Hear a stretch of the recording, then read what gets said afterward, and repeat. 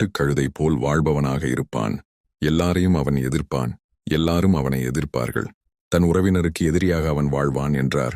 ஆகார் ஆபிராமுக்கு மகன் ஒருவனை பெற்றெடுத்தாள். ஆகார் பெற்ற தம் மகனுக்கு ஆபிராம் இஸ்மயேல் என்று பெயரிட்டார். ஆகார் ஆபிராமுக்கு இஸ்மயேலை பெற்றெடுத்த பொழுது அவருக்கு வயது 86. ஆண்டவரின் அருள்வாக்கு.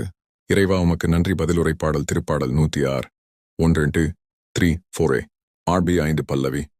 ஆண்டவருக்கு நன்றி செலுத்துங்கள், ஏனெனில் அவர் நல்லவர். ஆண்டவருக்கு நன்றி செலுத்துங்கள், ஏனெனில் அவர் நல்லவர் என்றென்றும் உள்ளது.